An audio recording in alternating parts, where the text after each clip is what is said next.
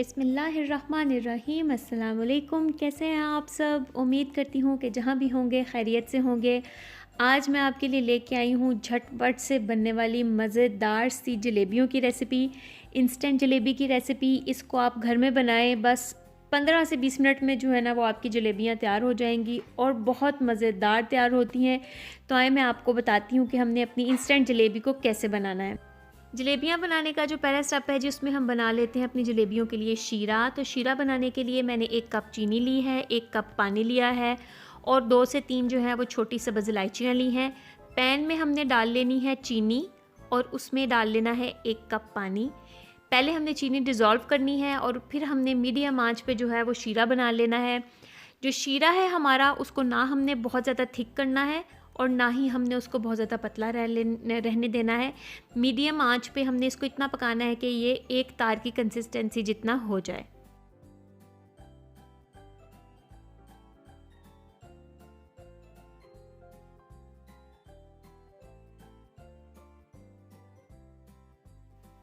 जैसे ही चीनी जो है वो सारी डिज़ोल्व हो जाएगी तो इसमें हमने सब्ज़ इलायची शामिल कर देनी है अपनी और उसको भी डाल के इसमें थोड़ा सा पकाना है।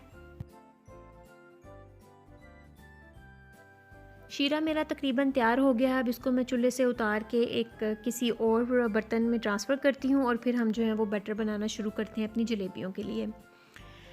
जो जलेबियों के लिए मैंने चीज़ें ली हैं उसमें मैंने लिया है 1 कप मैदा, 1 कप दही है और थोड़ा सा फूड कलर है ऑरेंज कलर का और तकरीबन 2 चुटकियों के बराबर जो है वो मैंने बेकिंग सोडा लिया है। अब इन सारी चीज़ों को हम इकट्ठे मिला के इसका एक बैटर तैयार करेंगे। पहले ड्राई इंग्रेडिएंट्स को मिक्स कर लें मैदे के अंदर और फिर जो है वो हम इसमें दही डाल के इसको मिक्स करेंगे। और दही डालने के बाद हमें अगर इसकी कंसिस्टेंसी सही नहीं लगेगी, जिस तरह का हमें जलेबी बनाने के लिए बैटर चाहिए, तो हम इसमें थोड़ा थोड़ा करके पानी शामिल करेंगे और अपना बैटर जो है वो तैयार करेंगे।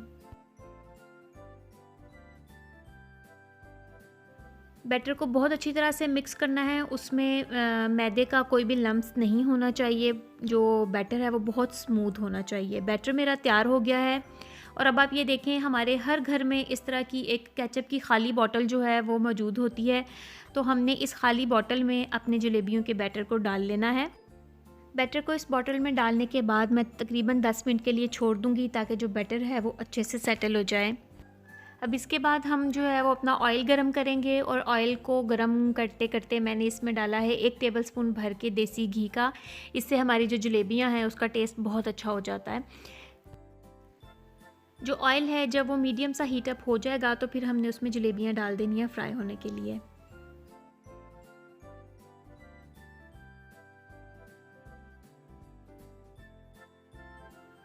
जलेबियों को हमने दोनों साइडों से कुरकुरा होने तक जो है वो फ्राई करना है।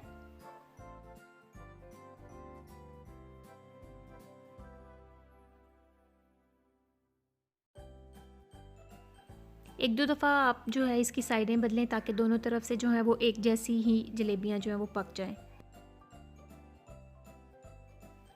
मेरी जो जलेबियां हैं वो अच्छे से फ्राई हो गई हैं। अब मैं इनको निकाल के डायरेक्ट जो है वो अपने शीरे में डाल दूंगी, जो कि मैंने एक बाउल में निकाल लिया हुआ है। शीरे को बहुत ज़्यादा गर्म नहीं होना चाहिए क्योंकि अगर आपका शीरा बहुत ज़्यादा गर्म होगा तो जलेबियां जो हैं वो खस्ता नहीं बनेंगी, वो नरम हो जाएंगी।